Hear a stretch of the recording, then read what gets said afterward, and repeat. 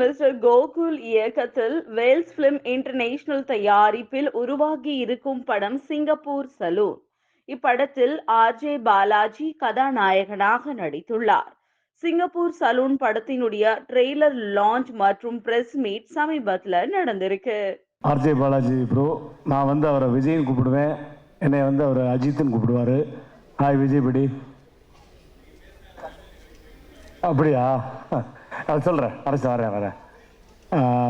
எனக்கு வந்து லாஸ்ட் 1 இயராக வந்து கொஞ்சம் சிக்காக இருந்து எந்த படமும் நடிக்கலை. அதுக்கப்புறம் இந்த 2024 எனக்கு ஒரு பெரிய மீண்டும் ஒரு பாலகுமாராவை கொடுத்த எங்களுடைய வாத்தியார், நான் போய் செல்லமாக வாத்தியார்னு தான் கூப்பிடுவேன்.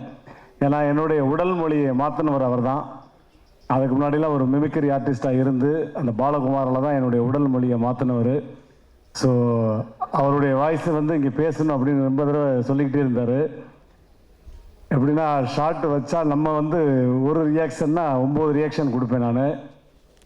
அவர் வந்து அப்படி மானிட்டரில் உட்காந்துருப்பார்.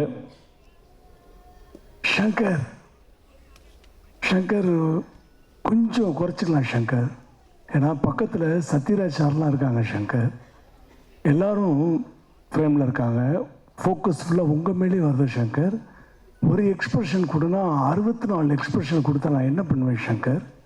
ஏன்னா ஷங்கர் உங்களுக்கான ஃப்ரேம் வரும், அப்போ நீங்கள் வால்யூம் ஏற்றிக்கலாம் ஷங்கர் அப்படிம்பாரு.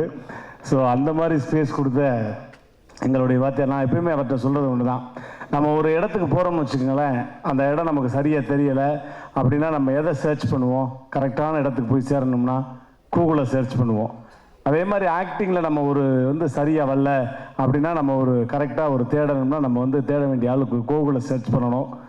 சத்யராஜ் சாரோடைய ஃபஸ்ட்டு காம்பினேஷன் உண்மையிலே அவர் பெரிய லெஜெண்டு.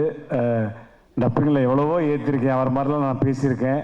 பட் எதுவுமே சொல்லாமல் அவ்வளோ ஜாலியாக கூலாக அவரோட வந்து ஸ்பெண்ட் பண்ணோம். ரொம்ப ரொம்ப நன்றி. So eagerly waiting for this movie in 25th January. Everybody please watching in theatre. Thank you very obediently.